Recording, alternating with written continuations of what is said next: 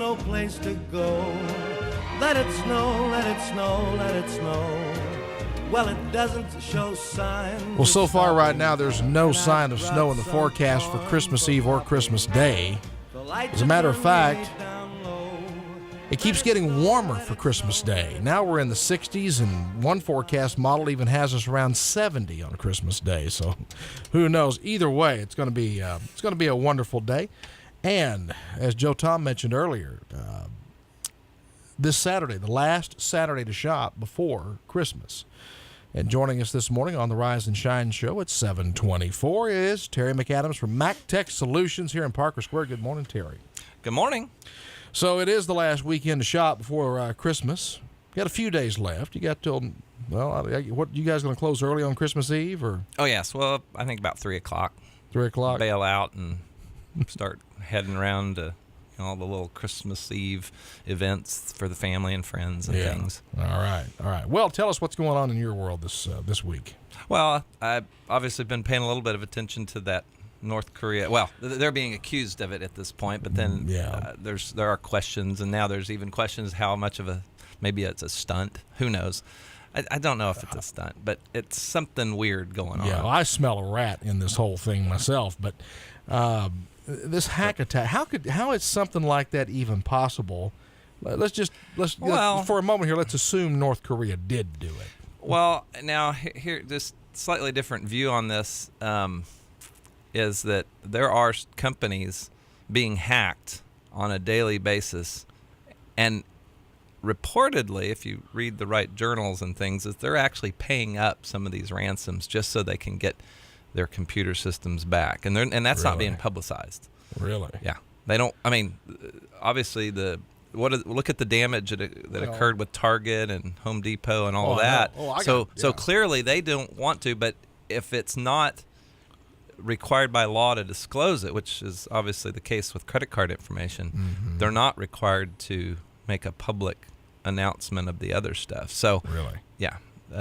So they're having to work with their own security people and try to figure out what the best way. Like in the case of Sony, they had all kinds of data stolen from them, and social security numbers and salaries of movie stars have been divulged. Right. They've asked the media to stop, publicizing information, and at least a couple of media outlets have said, no, we're going to go ahead and talk about it. We're not going to shut up about it. How much damage do you think was done to these guys, or has been done to them? And I don't know if we can say unlimited, clearly. Because whoever did this has promised some sort of Christmas surprise. They're going to release something really major or stunning or whatever. I suppose it's you can leave it up to the imagination about potential damage and how that's going to affect the company. I mean, because clearly they are trying to suppress as much of this as they can. I mean, I wouldn't you? I mean, you just try, because you're trying to do damage control and everything. So, but anyway, all kinds of trade secrets get out. It puts the future of your company in jeopardy. Right. I mean, and that's the unfortunate part of the technology that we have, is that this stuff is, unfortunately, it's on the internet, but now there are ways to take control and security measures they can take to minimize this. But I don't know what they're going to do. But you would assume though, Terry, that a company like Sony would have all those firewalls and all those protections in place, but they're so big. But they are.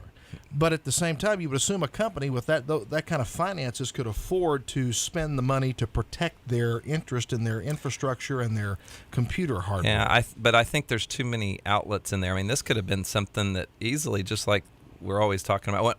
How do we do it in Iran? Didn't we get a virus? I can't remember the name of that virus that we created. Yeah.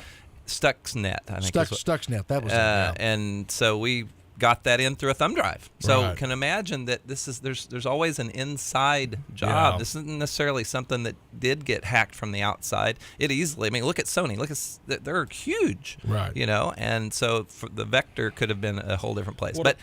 Anyway, so I was actually going to talk about Google Voice. Okay, let's talk about Google Voice real quick. What's that?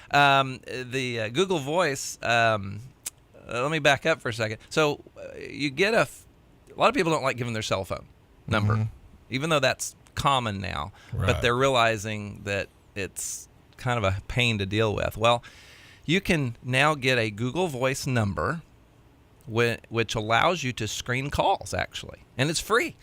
Really? It's actually pretty cool. And I've tried to look for, how they're going to get stuff with it and who owns it and whatever, but I don't think there's any big deal there. But you can get a voicemail, essentially, that is audio to text. So it takes your voice and types out the text, Right. voicemails, and sends you a text message or an email with the transcript of that. And you can screen it live when somebody calls, just like you used to do on your old answering machine. So you can see the text of the message as it comes in. Not as it comes in. You can listen as it's coming in. I see. Okay. Once it's left, then their system translates it into text. So they literally assign you a phone number. Yes. Oh, yeah. You get a phone number that can be in Wichita Falls or Okay. any area code for that So matter. it'd be like a local 940 area code. You can get a phone number. You give that out, and you assign it. You tell them what your cell phone number is, and then they call you. Actually, they will hunt you down in a way. You can have your several phone numbers, and it will ring all the phone numbers and whichever one you happen to be at. And they only see, the people who call you only see the number assigned to you. They don't actually have your private numbers So around. all they see is the Google Voice number. Google Voice number. So how do you get this? How do you find this? You just Google Voice. Anyway, I think it's google.com/Google Voice. Actually, I was going to look that up. Or Google Voice, or voice.google.com, I think also. Yeah, there's several different ways you can find it. Yeah. But just check it out. It's actually kind of cool. I went ahead and did it, although I tell you what, who it's really useful for are those who are independent professionals who that's all they do is they're one-man band or one-woman band. Their cell phone is their office number. Exactly. Yeah. Instead of using the cell phone number as your office number, go ahead and get one of the Google Voice numbers, and you can screen the calls and ahead of time and everything. So technology is getting scary good, man. It really is. Well, it's 7:31 in the morning. MacTech Solutions in Parker Square, located between Ganache and Holder's Jewelers here in Parker Square. And, of course, Christmas shopping. If you got something in mind in the way of a computer, stop by and talk to Terry and Lucy and the crew at MacTech Solutions and look into the possibility of a Mac or a MacBook Pro or the what's the iPad or something like that. Yep. All the different accessories and things go along with it.